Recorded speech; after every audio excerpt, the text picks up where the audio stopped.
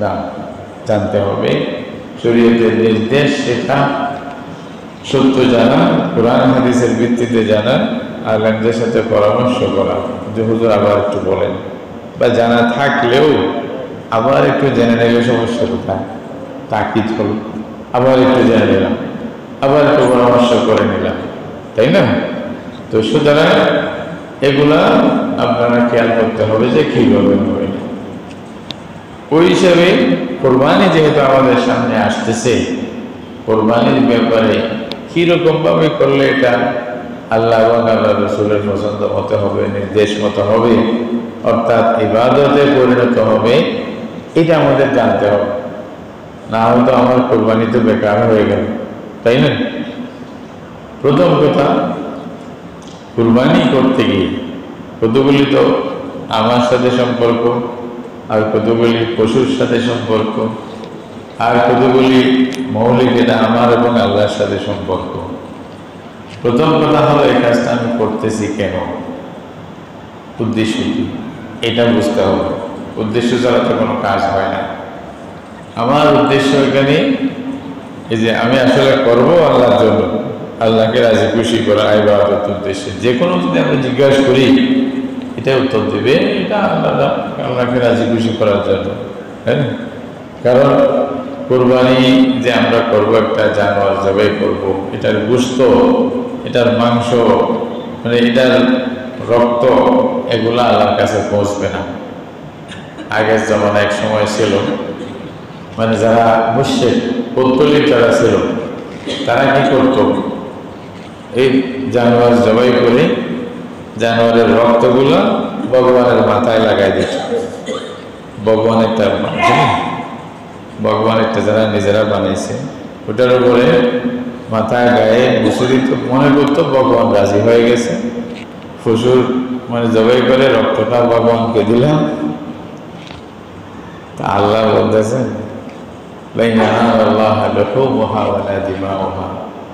এর রক্ত আল্লাহর কাছে পৌঁছবে না, এর গোশত আল্লাহর কাছে পৌঁছবে না।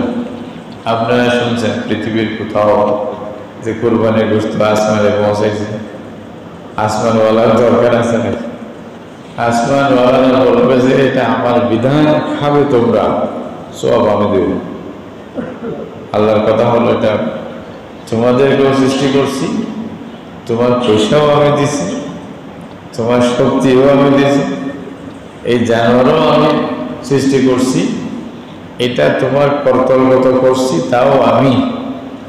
যে বিরাট ষাট, কয়েকজন মানুষ মিলিয়ে এটাকে ফেলে জবাই করে ফেলতেছে, বেচারা কাবু হয়ে যাচ্ছে। এটা এমনিই হয়?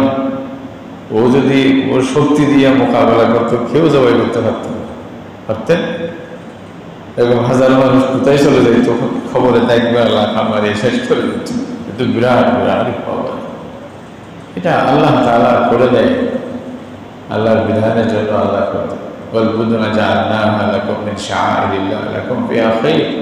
আল্লাহ আমার নাম বলো, আল্লাহ যেহেতু করছে, ও বুঝবে কি করতে হচ্ছে। আল্লাহর নামে জবাই হওয়ার জন্য সে নিজেও রাজি, তাহলে আমি পারতাম না। এটা আল্লাহর বিধান, বিধায়। তাহলে এখন আল্লাহ বলল যে এসব কিছু করতেছো, তাহলে উদ্দেশ্য কি, তুমি কোন উদ্দেশ্যে করতেছো, এটাই তো আমি চাই।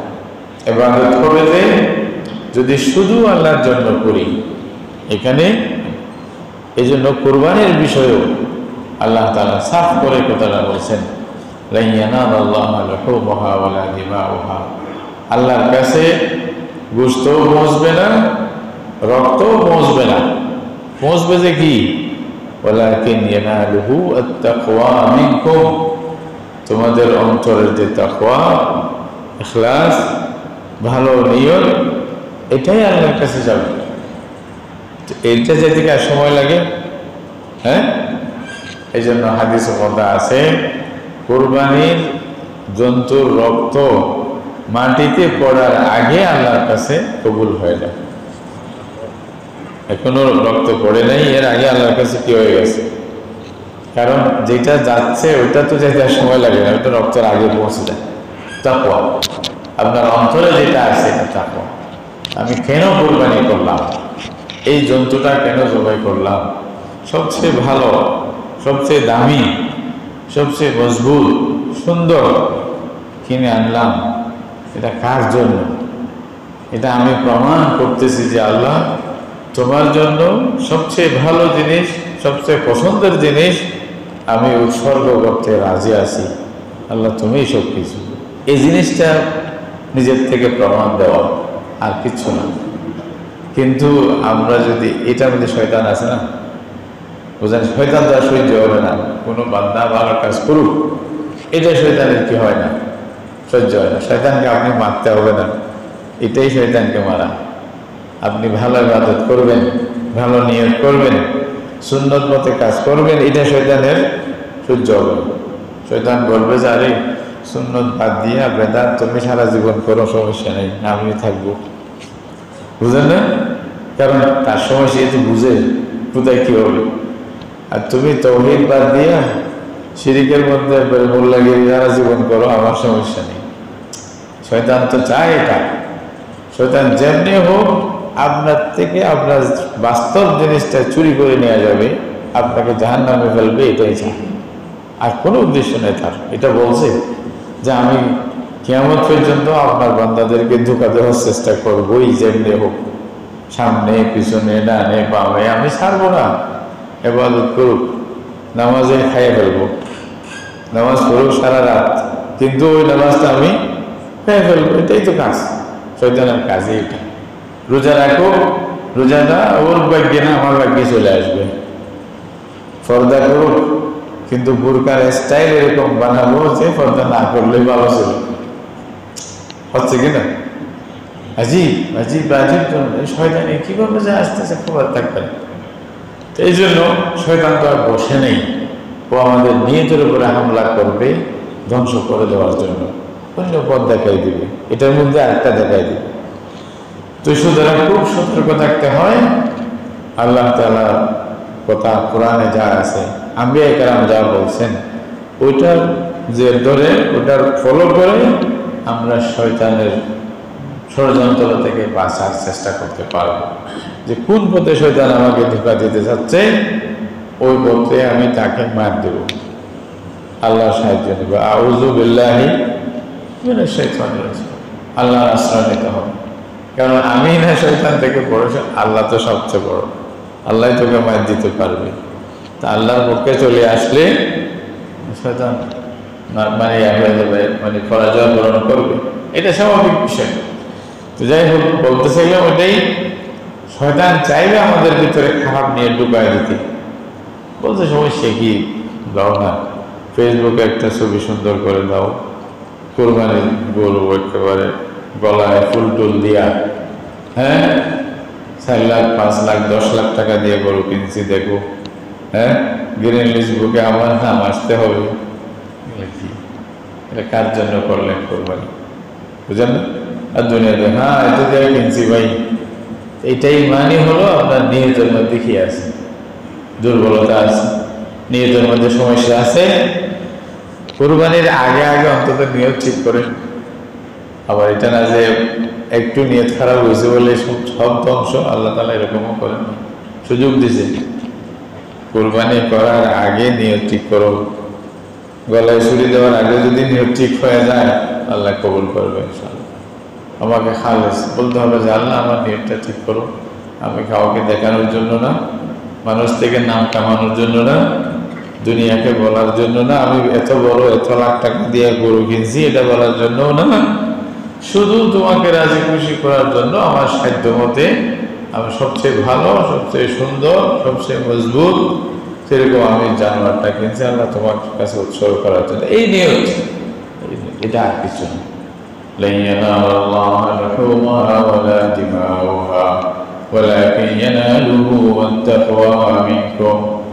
আল্লাহ এটাই বলতেছেন, খবরদার নিয়তকে মজবুত করো। এইখানে কোরবানির বিষয় আসে, এটা বলতেছেন। এই কোরবানির ইতিহাস অনেক লম্বা, কোরআন হাদিস দেখতে গেলে আল্লাহ বলছেন ওয়ালিকুল্লি উম্মাতিন জাআলনা মানসাকা, আমি প্রত্যেক জাতির মধ্যে কোরবানির নিয়ম রাখছি। সর্বপ্রথম জাতি যেটা আল্লাহ তাআলা, সর্বপ্রথম মানুষ, তাই না, হযরত আদম আলাইহিস সালাম, এটা তো মানুষ কি, এই যে কিছুদিন আগেও নাকি কোনো একটা বৈজ্ঞানিক নাকি বলছে, আগে থেকে বলতেছে ওরা যে মানুষ আসলে এই পৃথিবীর প্রাণী নয়, এটা অন্য জায়গার, যার কারণে এখানে ভালো লাগে না এদের, ওই খালি ওইদিকে যেতে চান, কারণ এইখানে তো সব সুখ দুঃখ মিলা, মানুষ খালি সুখ চায়, দুঃখ চায় না, কি বলেন? তাহলে মানুষ যেখান থেকে আসছে সেখানে খালি সুখ ছিল, দুঃখ ছিল না, এটা কোনটা? জান্নাত। আল্লাহ যেটা বলছে আমি মানুষকে বানাইছি, জান্নাতে জায়গা দিয়েছি, ওখান থেকে দুনিয়াতে পাঠাইছি। তাহলে এদের যদিও বা সে ইসলামী পরিভাষাগুলো বলতে পারতেছে না, তার গবেষণা এটাই বাইরে হয়েছে। এমনি আপনারা গবেষণা করলে এটাই পাইবেন, তো মানুষ শেষ পর্যন্ত ওইখানেই যাবে, ওইখান থেকে আসতে আবার ওইখানে ফিরে যাবে। হ্যাঁ, এই যে মানুষ তো এটা চাইবেই সবসময়, মানে ভালো, মানে সুখ দুঃখ এগুলোর থেকে বাঁচিয়া ভালো থাকার জন্য চেষ্টা করবে।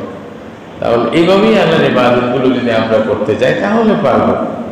তো সর্বপ্রথম মানুষ যারা আসছিলেন মানে জান্নাত থেকে আদম আলাইহিস সালাম আল্লাহ তাআলা পাঠাইলেন, এরপরে দুনিয়াতে আসে ওনার ছেলে মেয়ে হলো, আস্তে ধীরে যেভাবে বিস্তার হওয়ার কথা ছিল, ওদের জমানাতেই সর্বপ্রথম কোরবানির কথা আল্লাহ তাআলা কোরআনে উল্লেখ করছেন লম্বা করে।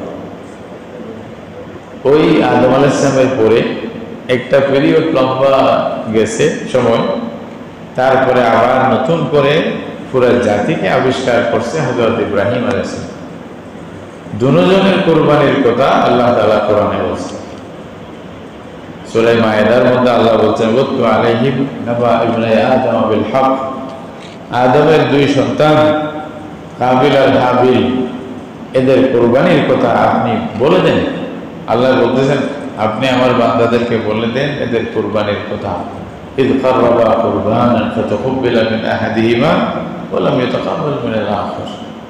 দুইটাই ছিল ওইটা দৃশ্য, একটা আল্লাহর কাছে গ্রহণযোগ্য আর একটা অগ্রাহ্য, আল্লাহ ওখানে কবুল করেন। তারপরে যার করা কোরবানি মানে কবুল হয়েছে উনি বলতেছেন ইন্নামা ইয়াতাকাব্বালুল্লাহু মিনাল মুত্তাকিন, আল্লাহ মুত্তাকি ছাড়া অন্য কারো কিছু কবুল করবে না। ইখলাস থাকতে হবে আপনার অন্তরে, শুধু আল্লাহর জন্য, এখানে কারো কিছু নেই, তাহলে আল্লাহ কবুল করবে। না হতো হযরত আলী রাদিয়াল্লাহু তাআলা আনহু বলতেছেন আমলের চেয়ে আমলের কবুলের বিষয়টা গুরুত্ব বেশি রাখা দরকার। নামাজ পড়লাম বড় কথা না, নামাজ পড়লাম যদি শয়তানের জন্য যায়, কোরআনে আছে যারা নামাজ পড়বে এদের জন্য জাহান্নাম, এটাও তো আছে নাই? ফাওয়াইলুল লিল মুসাল্লিন আল্লাযীনা হুম আন সালাতিহিম সাহুন আল্লাযীনা হুম ইউরাউন। বুঝলেন? মানুষকে দেখানোর জন্য নামাজ পড়ছে, এই নামাজ জাহান্নাম, এই নামাজ শয়তানের পক্ষে গেছে, এটা আল্লাহর দিকে আসে নেই। বুঝলেন? তো হযরত আলী বলতেছেন ইবাদত করা বড় কথা না, ইবাদতকে রক্ষা করা, ইবাদত কবুল হয়েছে কিনা সেই বিষয়টা অন্তরে রাখা, খেয়াল রাখা, এটা তার চেয়ে বেশি জরুরি, কবুল হচ্ছে কিনা। তাহলে আপনি আপনার ভিতর থেকে যতটুকু পারেন এটা করবেন। আমি মানুষের জন্য করতেছি না, শুধু কার জন্য? আমি যার জন্য করতেছি উনি যদি রাজি থাকে, উনি খুশি থাকে, দুনিয়া জানুক না জানুক, বলুক না বলুক, আমার কিছু আসে যায় না। এটাই হলো ইখলাস। বুঝতে পারছেন? এটা মজবুত করবেন, এটার দরকার আছে, কারণ শয়তান এই পথে ডাকাইতি করবে, আমাদের আমল নিয়ে যেতে চাইবে, সারা জীবন কষ্ট করব কিচ্ছু পাবো না। শয়তান তো চায় এটা, শয়তান চায় এটা যে সারা দিন জাল মারলো, ওর ডোলার মধ্যে কিছু থাকলো না, শেষে মাছ নাই, ওই যে ছিদ্র হয়ে গেছে, বরবাদ হয়ে যাচ্ছে। এই জন্য খুব মজবুত। কার জন্য? একটা ছাগলই করি, অসুবিধা দেখে আমার সামর্থ্য নেই, একটা ছাগল করবো, তবে শুধু কার জন্য? আল্লাহকে রাজি খুশি করার জন্য। এইটা ওইখানে প্রথম কোরবানি যেখানে হচ্ছে সেখানেও আল্লাহ তাআলা ইখলাসের কথা বারবার বলতেছে। ইতিহাস লম্বা, কাবিল কোরবানি করছে, এটা কবুল হয় নাই, হাবিল এটা কবুল হয়েছে, আল্লাহ তাআলা কবুল করছে। এটা অনেক লম্বা তারিখ, গতবার হয়তো শুনেছিলাম। বারহাল আল্লাহ তাআলার হুকুম মতে ধনুবাই করছে, পরে যখন কবুল হয় নাই, তার উদ্দেশ্য কবুল মানে পূরণ হয় নাই, সে তখনও বলছে উদ্দেশ্য দেখে না, আসলে তার উদ্দেশ্য আরেকটা, যেমনি হোক আমি মেয়েটা বিয়ে করতে হবে, সুন্দরটা আমার কাছে আইতে হবে, এই উদ্দেশ্য। এই কারণে আল্লাহ কবুল করেন নাই, সে ভাইকে হত্যা করে দিয়েছে। এখন প্রথম হত্যা সারা পৃথিবীর, এর আগে তো হত্যার নামও ছিল না। এখন রাসূলুল্লাহ সাল্লাল্লাহু আলাইহি ওয়াসাল্লাম বলছে, পৃথিবীতে কিয়ামত পর্যন্ত যত হত্যা হবে, প্রত্যেক হত্যার পুরা একটি ভাগ আল্লাহ তাআলা কাবিলের আমলনামায় দিয়ে দেবে, যেহেতু সে প্রথম হত্যা শুরু করছে। এই জন্য কোনো কাজ নিজে সুন্নত জারি করতে নাই, এমন কিছু করবেন না যে আপনার দেখে দেখে আরেকজনে করতে থাকবে। ভালো হইলে ভালো, এটা যদি ভালো হয় তাহলে তো শোনাই সোহাগা, যদি খারাপ হয় তাহলে মরছেন। মানে মফত সব গুনাহ পাইবেন। মফত বুঝছেন তো, আপনার মেহনত নেই, ওদের গুনাহ আপনার আমলে আসতেছে, যেহেতু আপনি শুরু করছেন প্রথম, আপনি দেখাইছেন পর। বুঝলেন না? কোথাও যদি যে সমাজে মদের বার ছিল না, আড্ডা ছিল না, বড় লোক হয়েছেন, তাহলে মদের বার লাগাইলেন, মানে এটা কি গুনাহ জারি করে দিলেন আর কি। একটা সিনেমা খুলে দিলেন মানে গুনাহ জারি করে দিলেন। পুরা বসে যা করতেছে সবাই সমান গুনাহ আপনার আমল নামায় আসবে। এমনকি হাত্তা বাদাল মউত, হাত্তা মউতের পরেও যাবে, এটা মনে রাখবেন। কারণ জারি করে দিয়েছেন যে সব তো বন্ধ, গুনাহ জারি, অবস্থা কি হবে বুঝেন, আল্লাহ মাফ করুন। এই জন্য এগুলো খুব সতর্ক থাকতে হবে। যতটুকু পারেন নিজের জন্য এভাবেই করবেন। আল্লাহ তাআলা এভাবে আমাদেরকে মানে নিয়ত খালিস করে কোরবানি করার জন্য সবাইকে তৌফিক দান করুন। এরপরে রাসূলুল্লাহ বলছেন, প্রত্যেক যুগে ছিল কোরবানির কথা। হযরত ইব্রাহিম আলাইহিস সালামের কোরবানি তো আল্লাহ তাআলা কোরআনে বলছেন। এত শক্ত কোরবানি তো পৃথিবীতে আর কেউ দেখেনি। নিজের একটা ছেলে অনেক দিন দোয়া করছে আল্লাহর কাছে যে আল্লাহ আমাকে একটা ছেলে দেন। ইব্রাহিম নবী আল্লাহর কাছে চাইতেছেন, তা আল্লাহ বলছে আল্লাহ চাইলে দিবে, না চাইলে না দিবে। আমরা তো ছেলে না হলে দিছি দোষ, বুঝেন না? মনে করতেছি ও ছেলেগুলো বানায় রাখছে, আমাকে একটা একটা দিবে কবরে গিয়া। তো এত কিছুই করতে পারলে তো উনি কবরেই যেতেন না, কি বলেন? এটা পারছে তো। এই নিয়তকে ঠিক করবেন ভাই, না করলে কারো দোষ না, আপনার দোষ। মরলেই বুঝবেন, তখন আর কাউকে বলতে পারবেন না, এটা সাফ কথা। এই জন্য ঈমান আল্লাহর উপরে মজবুত। ছেলে দেওয়ার মালিক একমাত্র আল্লাহ, মেয়ে দেওয়ার মালিক একমাত্র কি আল্লাহ। বেশি দেওয়ার মালিকও আল্লাহ, কম দেওয়ার মালিকও আল্লাহ, একেবারে না দেওয়ার মালিকও কে? আল্লাহ চাইলে একেবারে দিবেন না, কোরআনে আছে এটা। ইয়াহাবু লিমান ইয়াশাউ ইনাসান ওয়া ইয়াহাবু লিমান ইয়াশাউ যুকুর।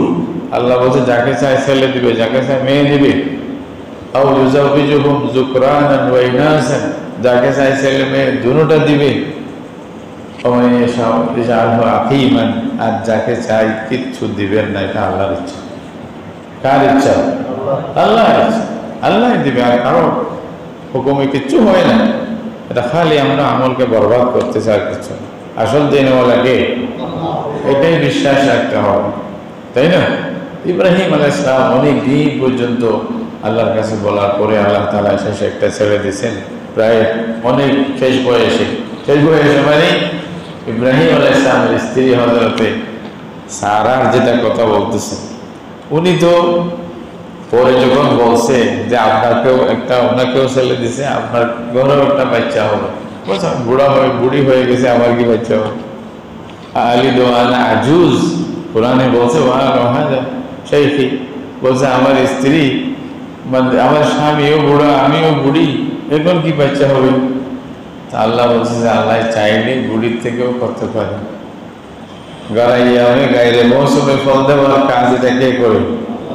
আল্লাহ, আর কেউ পারবে না। আল্লাহ আল্লাহ আগে যেমন দিয়েছিল এখন দিবে। আল্লাহ রসুল দেখি তোমাদের সময় হচ্ছে আচ্ছা আজবিন মিন আমরিল্লাহ, এটা রাহমাতুল্লাহ ওয়া বারাকাতুহু আলাইকুম আহলুল বাইত হামিদুল মাজিদ। বারহাল ইব্রাহিম আলাইহিস সালাম যখন ছেলে পাইলেন, এমন খুশি ছেলের সাথে মায়া মমতা মহব্বত, যখন মহব্বত একটু বেশি বেড়ে গেছে, আল্লাহ বলতে আবার পরীক্ষা করি, আমার মহব্বত বেশি না ছেলের মহব্বত বেশি, একটু দেখি। সুবহানাল্লাহ, ইব্রাহিম আলাইহিস সালামের জীবনটা পরীক্ষার মধ্যে গেছে, পরীক্ষা পরীক্ষা পরীক্ষা, কিন্তু আল্লাহ তাআলা দিছেও এমন যে কিয়ামত পর্যন্ত ইব্রাহিম ইব্রাহিম। আমরা প্রত্যেক নামাজের মধ্যে বলতেছি আল্লাহুম্মা সাল্লি আলা মুহাম্মদ ওয়া আলা মুহাম্মদ কামা সাল্লাইতা আলা, আল্লাহ বলছে আমি রাখবো, তুমি তোমার কথা, তোমাকে ইমাম বানাই দিব। সেরকম সারা সবার উপর ইমাম বলছে। রাসূলুল্লাহকে জিজ্ঞাসা করছে যে এই কোরবানি কি? বলছে সুন্নাতু আবিকুম ইব্রাহিম, তোমাদের বাপ ইব্রাহিমের সুন্নত। রাসূলুল্লাহ ডাইরেক্ট আর কিছু বলেন নেই, তো নামটা ওইটাই বলছে। তো ইব্রাহিম আলাইহিস সালামকে আল্লাহ পরীক্ষা করলেন যে জবাই করেন, নিজের হাতে জবাই করেন। আল্লাহ, কত বড় কষ্ট! সুবহানাল্লাহ, কেউ পারত, আমার জন্য মনে হয় যে কেউ পারত না, আল্লাহ তৌফিক দিছে আর কি। ইব্রাহিম প্রমাণ করে দিছে যে না, আল্লাহ তোমার নাম যখন আসবে, তোমার নামের সামনে সব কিছুই কোরবান করতে রাজি। নিজের ছেলে হইলে কি হয়েছে, তো পরামর্শ করছে, ছেলেও মাশাআল্লাহ ইমাম নবী ছিলেন। তো যখন জিজ্ঞাসা করছে, বাবা আমি স্বপ্নে দেখলাম, আল্লাহর আদেশ ইশারা পাইলাম তোমাকে জবাই করতে বলতেছে। তো উনি বলতেছে, বাবা দেরি কিসের, আল্লাহ যেহেতু হুকুম করে দেন, আমি ইনশাআল্লাহ ইনশাআল্লাহ বলতেছি। কিরকম ইনশাআল্লাহ? আমাকে ধৈর্য ধারণকারীদের অন্তর্ভুক্ত হিসাবে পাইবেন, আমি আমার সাধ্য মধ্যে ধৈর্য ধরবো, বাবা করে দেন। বাপ ছেলে এরকম ভাবে কথাবার্তা হয়েছে। বাবা আমাকে হাত বাঁধে দিবেন, পা বাঁধে দিবেন, যেন নড়াচড়া না হয়, কিন্তু মৌত, আমি তো মানুষ, মৌতের সময় তো নড়াচড়া হবে। আর বাপ হিসাবে আপনার অন্তর এটা সহ্য হবে না, আমাকে বাঁধি ফেলবেন, উফুট করে শোয়াইবেন, যেন আমার চেহারা আপনার অন্তর ইয়াতে না আসে। চেহারা দেখলে মায়া চলে আসবে, মুখ বাঁধে দিবেন যেন চেহারা দেখা না যায়। আল্লাহু আকবার। আল্লাহর বিধান, আল্লাহর কথা মান্য করার জন্য ছেলে বাপ দুজনের এত আনুগত্য, আল্লাহ তো এটাই দেখাইতে চাইছেন সারা পৃথিবীকে। যখনই ছুরি দেয়, ওমা ছুরি তো আর কাটে না। ইব্রাহিম খুব শক্ত করে ছুরিটাকে ধার দিয়েছিলেন, খুব তেজ দিয়েছিলেন, যেন এই ছুরিতে সমস্যা না হয়, ওমা কাটে না। এত চেষ্টা করে আল্লাহ আওয়াজ দিচ্ছে, ফেরেশতারা সময় অবাক, আল্লাহু আকবার আল্লাহু আকবার বলছে, আল্লাহ কিছু করেন না, কিন্তু কাটে ফেলবে, ইসমাইলকে তো জবাই করে দিবে। আল্লাহ তাআলা করেছেন, জিবরাইলকে বলছেন একটা দুম্বা নিয়ে যাও। এদিকে যখন বেশি চেষ্টা করতেছে, মানে রাগ করে, কোনো রেওয়ায়তের মধ্যে আছে রাগ করে ছুরিটা মেলা দিয়েছে এদিকে, মানে নিক্ষেপ করছে, পাথর ছিল, পাথর খণ্ড হয়ে গেছে, কাটে গেছে। এত ধার ছিল, কিন্তু ইসমাইলের লোম কাটে না। আরে কি হইল? এটাই বলা হয়েছে, ইব্রাহিম যে আল্লাহ কাটার অনুমতি দিয়েছিল, সে আল্লাহ ছুরিকে বলছে কাটবা না। ইব্রাহিম যতই চেষ্টা করুক, আমি পরীক্ষা নেওয়ার দরকার ছিল, কাটার জন্য বলিনি, পরীক্ষা হয়ে গেছে। আল্লাহ তাআলা আওয়াজ দিয়েছে, ইব্রাহিম ওকে কাটতে হবে না, আমি কাটার জন্য বলি নেই, পরীক্ষা নিয়েছিলাম, পরীক্ষায় পাশ করছো, ইন্নাকা যালিকা নাজজিল মুহসিনিন, আমি তোমাকে বদলা দান করব। এই যে দুম্বা পাঠাচ্ছি জান্নাত থেকে, জিবরাইল নিয়ে আসতেছে, ওটা জবাই করো, ইসমাইলকে ছেড়ে দাও। আল্লাহু আকবার। তারপর থেকেই আল্লাহ নিজে বলতেছেন, এটা ওয়াতারাকনাহা ফিল আখিরিন, যারা পরে আসবে তাদের মধ্যে এই সুন্নত জারি থাকবে। এই 4000 বছর পরে মুহাম্মদ রাসূলুল্লাহ সাল্লাল্লাহু আলাইহি ওয়াসাল্লাম যখন কুরবানির কথা বললেন, তখন সাহাবায়ে কেরাম জিজ্ঞাসা করলেন, ইয়া রাসূলুল্লাহ মা হাযিহিল আযাহি, কুরবানি কি? তখন রাসূলুল্লাহ বললেন যে সুন্নাতু আবিকুম ইব্রাহিম, তোমাদের পিতা ইব্রাহিমের সুন্নত, এটা চালু থাকবে কিয়ামত পর্যন্ত। এইভাবেই আমরা সুন্নতগুলো আদায় করি। তাহলে কুরবানির মধ্যে কয়েক হাজার টাকার গরু, এটা বড় কিছু না। কয়েক লাখ টাকার একটা পশু দিলাম, এটা না। আমার সর্বস্ব ত্যাগ করার মন মানসিকতা চলে আসে। আর পশুত্বকে, ভিতরে যে পশুত্ব আছে এটাকে কোরবান করা, এগুলো খুব জরুরি। না হয়তো আল্লাহ তো বলতেছে, আল্লাহকে গোশত নিবে নাকি উপরে, তোমাদের রক্ত যাবে নাকি? না। এই জন্য রাসূলুল্লাহ সাল্লাল্লাহু আলাইহি ওয়াসাল্লাম কোনো সময় বলেন নাই কোরবানির পয়সা সদকা করে দাও, গরিবকে দিয়ে দাও। এটা বরঞ্চ নিজে করা ভালো। আল্লাহ রসুল নিজের হাতে জবাই করছেন। রসুলের চেয়ে বড় কেউ আছে নাকি? রসুলের চেয়ে বড় মিনিস্টার, কোনো প্রধানমন্ত্রী, রাষ্ট্রপতি আছে নাকি? কেউ। রসুল নিজের হাতে জবাই করতেছে। রাষ্ট্রপতি হোক, প্রধানমন্ত্রী হোক, হ্যাঁ, যে মন্ত্রী হোক, যার কোরবানি সে করবে, আল্লাহর সামনে নত হবে, এটাই আল্লাহ চান। বুঝে আসছেন? আমি বড় লোক, ওই যা করে আসো। হ্যাঁ, করতে না পারলে ভিন্ন জিনিসটা গুনাহ হবে যে তাও বলতেছি না। আপনার পক্ষ থেকে কেউ নায়েব হতে পারবে, কিন্তু আসল হলো আপনি নিজে করবেন, নিজে যান। দরকার হলে নিজে ওখানে দাঁড়ান, দেখেন বিসমিল্লাহ আল্লাহু আকবার, আল্লাহর সামনে নত হন, আল্লাহর বান্দা, এটা পরিচয় দেন। এটাই ইবাদত, আল্লাহ চান। এই জন্য মদিনা শরীফে এক সময় এই কোরবানির সময় দুর্ভিক্ষ ছিল, পুরা দুর্ভিক্ষ, মানুষের অবস্থা কাহিল। তখনও আল্লাহ রসুল বলেন নাই কোরবানি করিও না, মানুষকে পয়সা সৎকার করো, বলেন না, মনে রাখেন। বরঞ্চ কি বলছে রাসূলুল্লাহ? বলছে যাদের সামর্থ্য আছে কোরবানি বেশি করে করো। আর এই বছরের জন্য বিশেষ নির্দেশ হলো তোমার ঘরে 3 দিনের বেশি কোরবানির কোনো গোশত যেন বাকি না থাকে। সময় দিয়ে দিচ্ছি 3 দিন, যেহেতু ঈদের দিন। এই জন্য রাসূলুল্লাহ বলছে 3 দিনের পরে যেন একটু করে গোশতও তোমার ঘরে বাকি না থাকে। তাহলে কি করতে হবে? সাদাকা করতে হবে, মানুষকে দিয়ে দিতে হবে। পরবর্তী বছরে সাহাবায়ে কেরাম জিজ্ঞাসা করছেন, ইয়া রাসূলুল্লাহ, গত বছর তো আপনি বলছিলেন 3 দিনের বেশি যেন কোরবানির গোশত করে না থাকে। এবছর বলছে গত বছর সমস্যা ছিল, মানুষের মধ্যে দুর্ভিক্ষ ছিল, মানুষের মধ্যে, এই জন্য আমি বলছিলাম যে সবাইকে দাও, সবাই খাক। এই বছর মানুষের অবস্থা ভালো, তোমাদেরকে এটা করতে হবে না, যার মন চায় রেখে দাও, যার মন চায় মানুষকে দাও, কোনো সমস্যা নাই, না দিলে গুনাহ হবে না। যার কারণে আমরা আজকে 6 মাস পরে যদি জামাই আসে, কুরবানির গোশত দিয়ে খানা খাওয়াই, ঠিক কিনা? 6 মাস পরে বিদেশ থেকে জামাই আসে, ওই কুরবানির গোশত ওখান থেকে। এটাও কি করতে বলছে নাকি 6 মাস পর্যন্ত রেখে দিবেন? এটার দরকার কি? গরিবকে দেন না। ওই একটা গতবার কোনো কাহিনী বলছিলাম, এই সবাই নাকি কোরবানি করছে, এক হাজি সাহেব উনি কোরবানি করছে, সবাই করছে গ্রামের মধ্যে। তো উনি স্বপ্নে দেখতেছে যে সবাই যা কোরবানি করছে, যে ছাগলগুলো জান্নাতের মধ্যে খুব ছোটাছুটি করতেছে, দৌড়াদৌড়ি করতেছে, আর ওনারটা এক কর্নারে বসে আছে, লড়াছড়া নাই, উঠতে পারতেছে না। তো জিজ্ঞাসা করছে নিজেরটাকে, আরে বেটা সবাই ঘুরতেছে, তুমি বসে রয়েছো কেন? তো বলছে, হাজি সাহেব, আপনি তো আমার একটা ঠ্যাং এখনো ফ্রিজে আটকায় রাখছেন, আমি দূর বসে, বুঝলেন? মানে আমার ট্যাংটা এখনো আপনার ফ্রিজে আটকে আছে, তো ওইটা মুক্ত করলে না আমি দৌড়তে পারবো। তো বুঝেইছেন। যাই হোক, এগুলো বোঝার জন্য বললাম, কোরবানি আসলে করবেন তো গরিবকে দেওয়ার জন্য, নিজেও খান, গরিবকেও দেন, রাখেন, সমস্যা নেই। মোটমাট ইবাদত আল্লাহ যেভাবে বলছে, আল্লাহ রসুল যেভাবে বলছে, এটা করার নামে ইবাদত। এটা করবেন ইনশাআল্লাহ। হ্যাঁ, কারো পয়সা আছে ওদিকে দিয়ে দিয়ে না হবে। তো কোরবানির জন্য জন্তু খুব মজবুত, ভালো, সুন্দর, দামি, মূল্যবান, এটা রাখবেন। অনেক সময় না বুঝে ছাগলের কথা খুশি বললে বলছে, খুশি তো একটু এটা দুষ হয়েছে, এটাকে একটা অংশ নষ্ট করে দিয়েছে, বলছে এটা কেমনে দিবে, এটা কে বলছে আপনাদেরকে? এই জন্য বললাম এলম নিয়ে কথা বলতে হবে।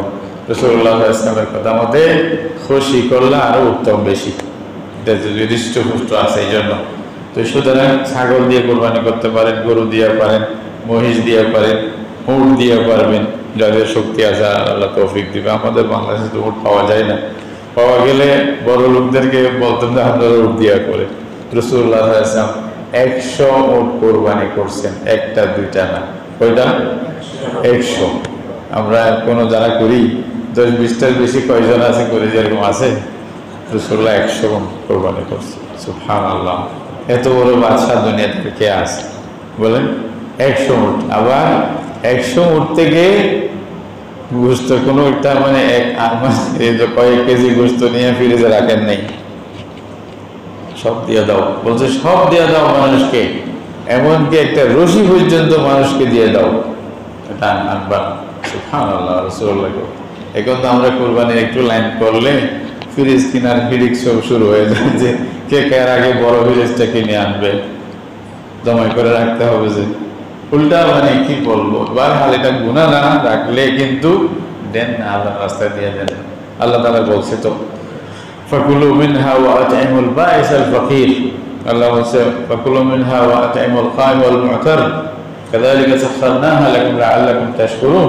কোরআন জায়গায় জায়গায় বলছে, ফুকাহায়ে কেরাম বলতেছেন এখানে কোরআনে 3টা শব্দ আছে যাদেরকে কুরবানি গোশত খাওয়াইতে বলতেছেন। একটা নিজের কথা, আরেকটা হলো ফকিরদের, মিসকিনদের, মুহতাজদের, আরেকটা হলো মেহমানদের। এই জন্য ফুকাহায়ে কেরাম 3 ভাগে ভাগ করাকে মুস্তাহাব বলছে।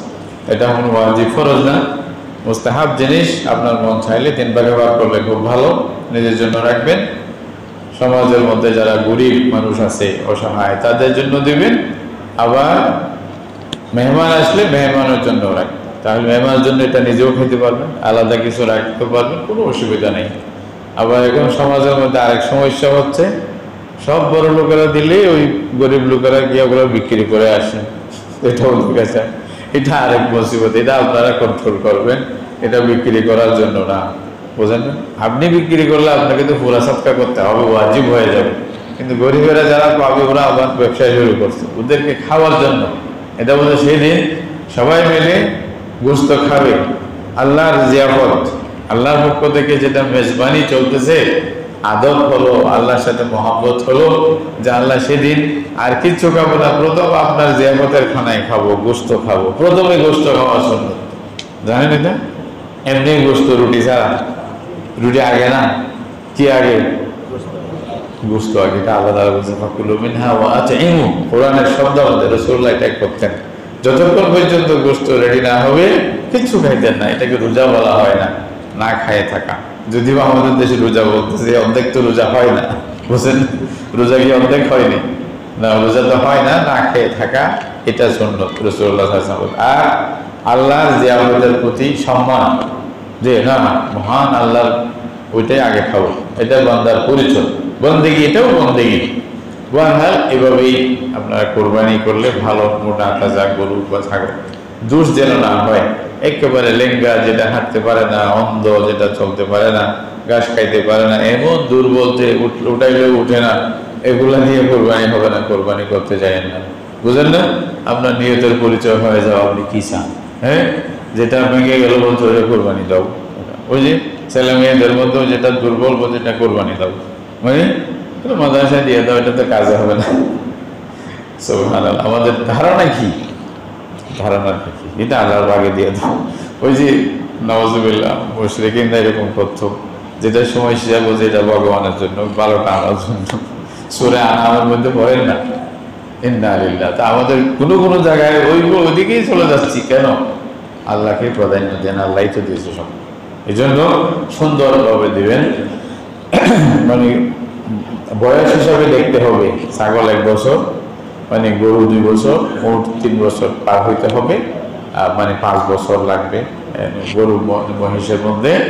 তাহলে এর চেয়ে বড় বড় মানে বয়স হিসাবে যেটা বর্ণনা আছে, বয়স হিসাবে দেখবেন। যারা মাসালা প্রায় তো সবাই জানা আছে, ওইটা খেয়াল করে কারো যদি সমস্যা হয় কোনো মাসালার বিষয়ে, আলেম ওলামাদেরকে জিজ্ঞাসা করবেন, এভাবে সুন্দরভাবে জবাই করবেন। সময় কখন? সময় হলো নামাজের পরে জবাই করতে হবে, যেখানে ইবাদত কাকে বলে। সাহাবায়ে কেরামের মধ্যে কেউ নামাজের আগে জবাই করছেন, রাসূলুল্লাহ জিজ্ঞাসা করছে কে জবাই করছে? বলছে অমুক। বলছে যে নামাজের আগে জবাই করছে সে এটা নামাজের পরে আরেকটা জবাই করবে। যদি এরকম না থাকে ওই ওর সমতুল্য আরেকটা জবাই করো। একজন বলছে যে আমার কাছে আর কিছু জন্তু নেই, যেটা আছে ওটা জবাই করো, অন্য কারোর জন্য হবে না, তোমার জন্য হবে, না হলে তোমার কোরবানি হবে না। হ্যাঁ, রাসূলুল্লাহ স্পষ্ট বলছেন নামাজের আগে যদি জবাই করো এটা কোরবানি নয়, এটা গোশত খাওয়ার জন্য পশু জবাই করছো, এটা গোশত খাবে, এটা খুব সওয়াব পাবে। তাহলে মনে রাখবেন নামাজের পরে জবাই করতে হবে। কয়দিন জবাই করতে পারবেন? 11-12 তারিখের শেষ পর্যন্ত, আসর পর্যন্ত আপনার জবাই করতে পারেন। রাত্রেও জবাই করতে পারেন, তবে দিনে জবাই করার একটা উত্তম বেশি। উত্তম হলো প্রথম দিন 10 তারিখ কোরবানি করে ফেললে এটা সওয়াব বেশি। কোরবানি করার পরে গোশত কথা তো বললাম, গোশত সুন্দরভাবে করবেন, 3 ভাগ করে দিবেন, এটা ভালো বেশি। আর যদি মন না চায় বেশি রেখে দিলেন, কিছু গরিবকে দিলেন, অসুবিধা নেই, কোনো সমস্যা নেই, এটাতে পারবেন। আর একেবারে কিছু যদি না দিতে চান তাও পারবেন, কিন্তু এটা মকরুহ হইল না, কি জন্য করলেন, এটা আপনার ইচ্ছা।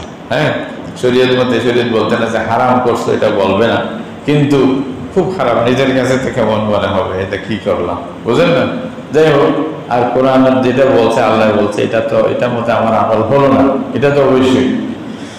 এরপরে গোশত বন্টন, কিন্তু যদি শরীকি কোরবানি হয়, আরেকজন মানে গরুর মধ্যে 7 জন শরীক হওয়া যায়, হ্যাঁ, ছাগলের মধ্যে কি শরীক হওয়া যায়? শরীক বলবেন 2 জন হইলে না শরীক হচ্ছে, ছাগল একজনের পক্ষ থেকে একটা দিতে হয়, এখানে শরীক চলে না। অনেক সময় দেখা যায় আমরা 10-20 জন মানুষ টাকা পয়সা উঠায় একটা মানে ছাগল কোরবানি করেছে, তো এটা তো এমনি কোরবানি হয়ে যাবে, কোরবানি হবে না, বুঝেন নাই? কোরবানি হয়ে যাবে, পয়সা বরবাদ হয়ে যাবে, কোরবানি হবে না।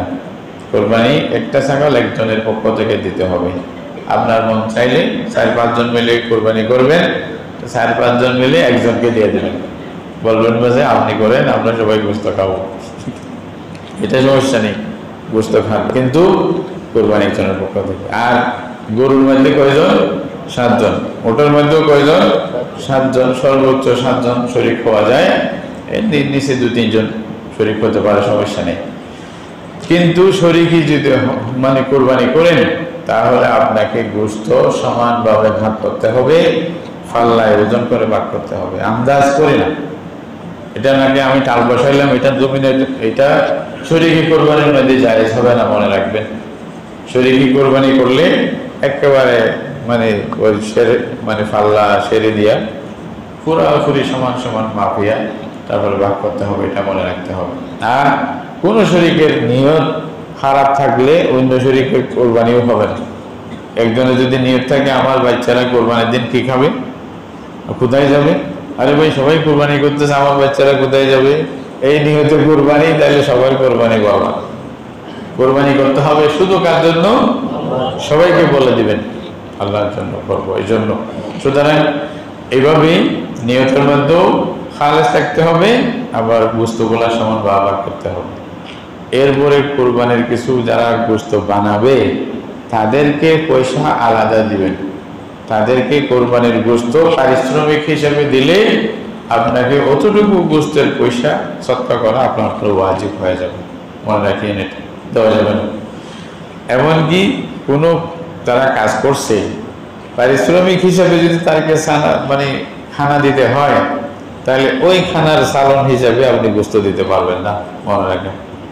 এমনি হাদিয়া হিসাবে দিতে পারেন, ভিন্ন জিনিস, কিন্তু আমি পারিশ্রমিক হিসাবে খানাও তার ভিতরে আছে, যদি এরকম হয় তাহলে ওই খানার গোশত মানে কোরবানির গোশত দিয়ে ওই খানার সালন দেওয়া যাবে না, বুঝে আসছে? তাহলে করতে হবে কি, কোরবানির গোশতটা কোনো পারিশ্রমিক ছাড়া এমনি দিতে পারেন, অসুবিধা নেই। আপনার আশেপাশে কোনো মুসলিম থাকলে তাকেও দিতে পারবেন, গুনাহ হবে না, মনে রাখেন। আবার যদি মুসলিমরা যদি আরেকটা মারাত্মক কোনো সংগঠনের সদস্য হয়, মুসলমানের বিরুদ্ধে সবসময় লেগেই আছে, তাকে দিয়ে না, এটা মানা আছে, বুঝেন না? লা ইয়ানহাকুমুল্লাহু আনিল্লাযীনা লাম ইখরিজুকুম ফিদ-দীন ওয়া লাম ইয়াযহারু আলা ইখরাজিকুম আন তাওয়াল্লাউহুম। কোরআনের মধ্যে আছে যে যারা তোমাদের বিরুদ্ধে অস্ত্র ধরবে না, তোমাদের বিরুদ্ধে যাবে না, তাদের সাথে ভালো ব্যবহার করতে আল্লাহ নিষেধ করেনি। কিন্তু যারা তোমাদের বিরুদ্ধে দাঁড়াবে, ইসলামের বিরুদ্ধে দাঁড়াবে, কোরআনের বিরুদ্ধে দাঁড়াবে, আল্লাহর বিরুদ্ধে কথা বলবে, তাদের সাথে ভালো ব্যবহারের কথা দরকার নেই, বুঝে আসেন? এইভাবে সবাইকে খাওয়াইতে পারবেন, কোনো অসুবিধা নেই, নিজেও খাবেন, গরিবদেরকেও খাওয়াবেন। কিন্তু যদি কোনো একটা পশু যদি কোরবানি করেন, ওইটা যদি শুধু মৃত ব্যক্তির জন্য নিয়ত করেন, একটা ছাগল বাপের জন্য দিলাম, বাপ মারা গেছে, বাপের পক্ষ থেকে কোরবানি করতে পারেন। একটা ছাগল, একটা গরু করলাম, তাহলে ওইটার পুরা গোশত গরিবদেরকে দিয়ে দিতে হবে, আপনিও খাইতে পারবেন না, আপনার মেহমানকেও খাওয়াইতে পারবেন না, এটা মনে রাখবেন। আর যদি শরীকের ভিতরে শরীক করে দেন, গরুর মধ্যে 7 ভাগ, 2 ভাগ বাপের জন্য দিলাম আর 2 ভাগ 3 ভাগ নিজের জন্য দিলাম, এভাবে হয়, তাহলে ওই গোশত সবাই খেতে পারবেন, অসুবিধা নেই, মনে রাখবেন মশলাটা। মৃত ব্যক্তির জন্য আলাদা যদি কোনো পশু কোরবানি করেন, ওই পশুর ফুল গোশত গরিবদেরকে দিয়ে দিতে হবে, আপনি খাইতে পারবেন না, মনে রাখবেন, এটা মান্নত হয়ে যায়। মৃত ব্যক্তির জন্য কোরবানি করা খুব ভালো। আপনার বাপ মা বলে ওসিয়ত যদি করে এটা জরুরি, আর ওসিয়ত না করলে নিজে আপনার পক্ষ থেকে নফল হিসাবে করতে পারেন।